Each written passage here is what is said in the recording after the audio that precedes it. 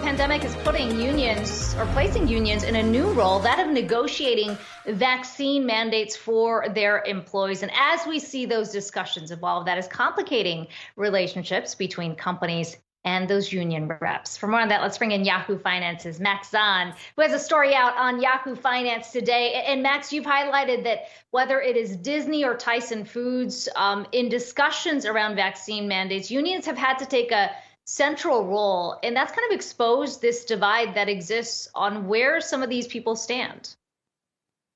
Yes, absolutely, Akiko. An expert told me that this is the most complex issue that's faced unions in her lifetime. And that's because it gets at this fundamental tension. For centuries, unions have advocated for safe and secure workplaces. And in that sense, they're playing that role again here. But just as we've seen nationwide, a lot of workers at these employers that have unions are reluctant to get the vaccine, and they want their unions to go to bat for them in those negotiations. Now, what we know for sure is that employers have the right to impose these mandates, but unions can bargain, and they have bargained about the details of their implementation. You mentioned a couple of those private sector companies that have reached deals with unions. You know, they're offering extra paid time off. They're allowing for exemptions for workers, whether it's they have medical conditions or they have religious beliefs that preclude them from getting these vaccines. So what unions have done is they've said, listen, we can't fight the mandate itself, but what we can do is make sure as much as possible we serve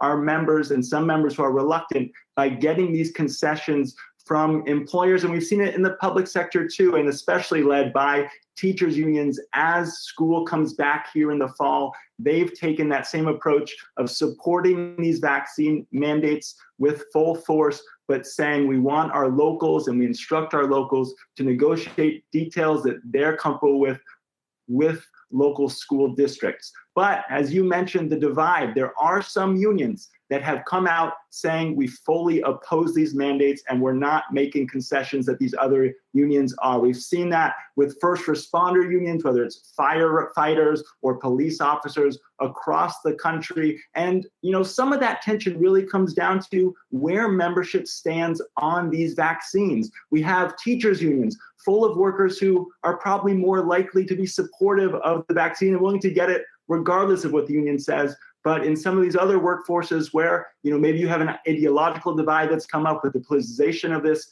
vaccine, unions have said, if our membership doesn't want it, then we don't want it either.